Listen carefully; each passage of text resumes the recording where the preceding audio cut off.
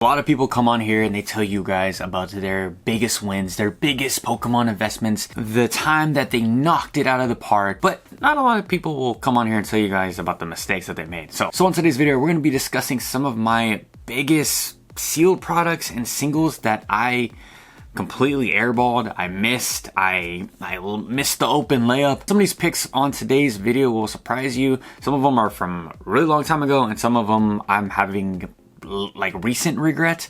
There's a lot of picks on today's video, so let's get straight into it. So for one of my first biggest regrets is hopping into Mega Pokemon way too late. Shout out to my boy Eric, my co-host on the podcast.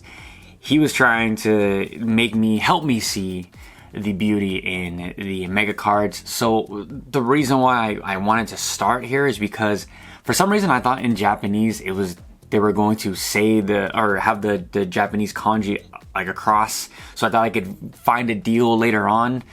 Fast forward, the Japanese cards have English writing and I absolutely hate it. So big L on my part, and these things are just gone. I mean, what's most recent sale? I mean, I covered this a million times, but you can get some damaged copies for 500, near mint 1,000, lightly played they're all over the place. We're gonna have to do a quick like eBay search in the future. This is not a charting video. It's just I have the art up to just discuss it. But let me know how you guys feel about these Mega cards. I mean, they looked tacky to me. It felt like there was too much going on for me at the time, and then now I bought into the hype and FOMO. I love the Megas. I think they're awesome, and I can't wait to play Legends ZA. So let's get into our next pick. Is Sun and Moon, the base. The reason why, because when I first made this channel, it was real early Sword and Shield, and I did cover some Sun and Moon sets, and I remember covering Sun and Moon and this thing just on Reddit in particular, because that's the majority of where I find my discussions at. But and I will be opening a Discord. I gotta make that as soon as I'm done with this video. But people were crapping on Sun and Moon, right? There's not too much in there. Maybe I make a Sun and Moon video. Maybe I make a video dedicated to a lot of these picks, especially the sealed product. But as a Pokemon Pocket connoisseur, I started to like some of these cards. I'm running that Solgaleo deck right now. It's super fun. Solgaleo and Lunala deck. So I'm having fun over there, and it's making me like want this booster box just for the art, just to collect these booster boxes and display them. I think these booster boxes look absolutely amazing. They're way better than the Scarlet and Violet era, that's for damn sure. But one that I missed out to an extent, I mean, it's about pulling close to $1,000. I'm hoping that once we get to a little bit of normalcy, that this one starts to come down just a little bit. Next, I know this one is super crazy. Take a sip of coffee really quick to let the comments come in because of Steam Siege. But we have Steam Siege. Now, I like it because of the Pokemon on the booster box. I don't have too much XY. I don't have any XY. Not too much. I mean, the sealed product, right? I do have XY cards, but I don't have any XY booster boxes. Now, a lot of you guys saying it's $1,600. You want to call this a collection piece? You guys want to call it an investment? Whatever it is, it's a safe place to put some money, right? I really, really, really like the way this booster box looks, and this is not a joke, guys. This is a buy for me. For our next pick is going to be Darkness Ablaze. I covered this on end. Maybe I'll make another video. To me, it's just there's no reason why a Charizard. Just a Charizard the Pokemon, just being on a booster box should be in the 200s, right? For a set as old as Darkness Ablaze. I don't care what's in it. I think it's a cool booster box. I just need a minty copy. And for $250, I'm all in. I have one on the way, and I'm probably gonna grab another one at the next card show that I go to. Next, Prismatic. I'm just kidding. Get that crap out of here. Okay, next, Evolving Sky. So I was gonna put this one for last, but quick story time. I covered this booster box when it was like $150, $175. And then it went up to like 300 or 350. Rumors of a reprint. I remember watching One of my favorite Pokemon YouTubers at the time was Pokemon USA, Eli, and he was kind of saying, you know, that there's a potential big reprint coming from Evolving Skies. Kind of like made me have hope, make me wait just a little bit. Not putting any blame on him. It was my own personal situation. But at this point, I was buying these booster boxes at like $85, $100, right? It was really tough for me to bite the bullet and to buy a $300 booster box. I was like, I think it's gonna get reprinted. As good as the set as I knew it was, in hindsight, it was a real easy pickup. But now, for $2,400, my brain is thinking, and I just had this conversation with one of my coworkers. He was like, do you think it's only gonna go up from here? And I'm like, I think it's safe to say that this one is probably just going to tick up. There's so much hype and news that come up on YouTube every single day and social media about this set, and it's just not losing its wheels, right? It's gonna, I don't know what it would take, maybe a set in Generation 10 that can compete with this set to maybe pull a little bit of attention away from it. But this set is just so strong, and it's so strong when it comes to being in the mouths of people. Pause. Great set. Probably going to be a $3,000 booster box by next year. I mean, that's pretty safe to say, and that's not a hot take or a wild take at all, but one of my biggest L's, and I will own a booster box of Evolving Skies one day. What I was thinking is, like, I have tons of blisters. I have 3-pack blisters, check-lane blisters of Evolving Skies that I can maybe trade into it or kind of cut it down. I got a bunch of, I got Evolving Skies ETBs. I got other Sword and Shield ETBs, so I could probably get there, but I'm just gonna wait just a little bit. Next, of course, is the Umbreon VMAX from Evolving Skies. Now, this is one, guys, where it doesn't really bother me. I can go to sleep comfortably every night knowing that this Umbreon from Evolving Skies is just, it's not the Moonbreon. It's just not in my collection, right? Like, I'll own it one day. I don't mind it getting it in any language. I don't need it in English. It doesn't really matter to me. It's a good card. I preferably like it in Japanese, but it's way more expensive. But if I get a copy, you know, for my binder, I'm all good. And I know that most of the product, like the Steam Siege booster box, some of the older XY booster boxes, there's not too much of that out there. So my real attention is towards those. That era, right? And when I know that I could always and forever grab a Umbreon in a 10, right? In any language, really. So I got time, and that's kind of the mindset I want to put a lot of you guys in. When it comes to really dropping bread on some of these sealed products, think about it. Think like, hey, if I'm a real Pokemon investor and I really want to like park some serious dough into a sealed booster box that's gonna go up, that you have to look at the scarcity of said booster box. When we talk about the joke I just pulled up was Prismatic Evolutions. When we pull up sets like that, and we're over here buying cases for way too much, Destined Rivals cases for way too much, I'm like, it's silly. And I know that's a bunch of new people coming into the space, grabbing all that stuff and overpaying for that stuff when there's some really, really scarce products on TCG Player and on eBay. Like, just do a quick research, right? Again, I was having a conversation with a coworker today, and I was like, look, I would highly recommend go looking into older booster boxes. Don't even look at the ultra modern booster boxes.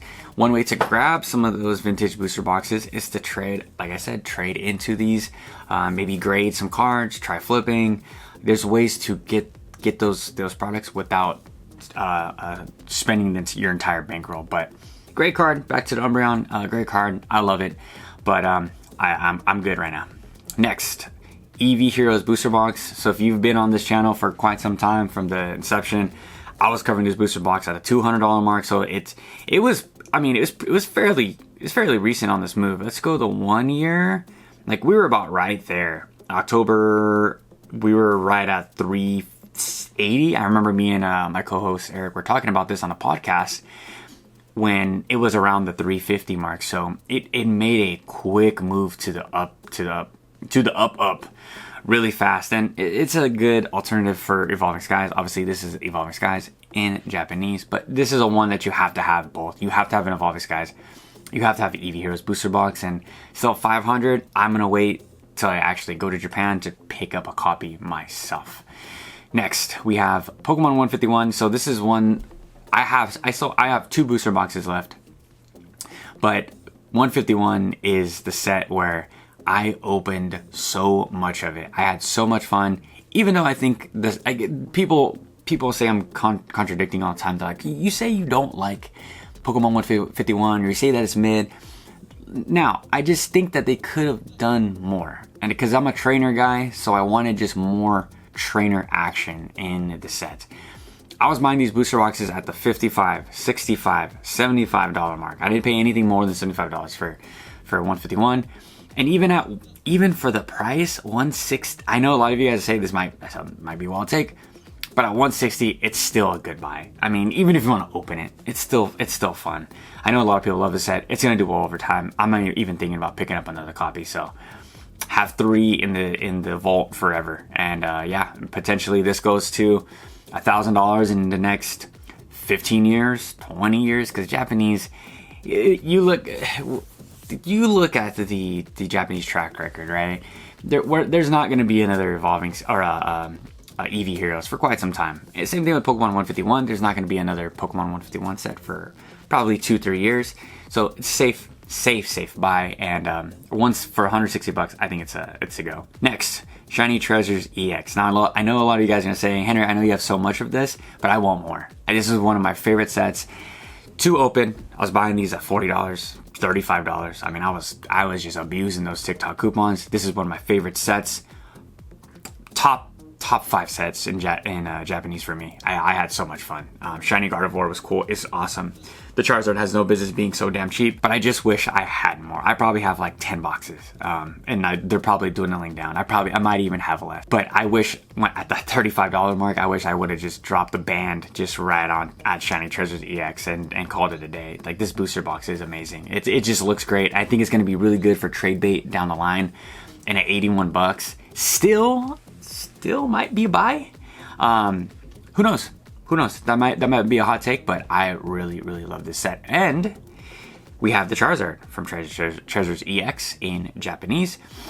This one's lightly played. Let's just call it $140. Let's not even look at that chart. Bought a $140 card.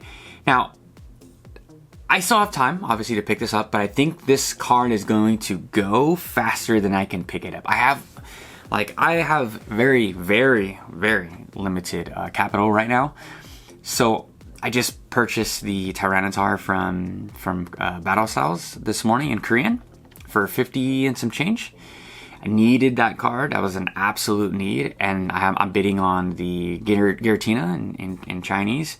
I got like 1 day left. I try to when I buy, it's like little tiny buys, right? Like I said, don't make a ton of money over here, but it's the $50 card every other week. It's the $100 card, every 2 weeks or a week or whatever, which is a lot. That's not like chump change or anything, but I think it's just not on my list right now. I think it's gonna fly faster than I can grab it. Hopefully I could grab it within the next like 2 to 3 months, but I could totally see this card being a $200 card very fast. But I love this card. It grew on me, and it's awesome. I think it's a great grading play too, for the price, for $140.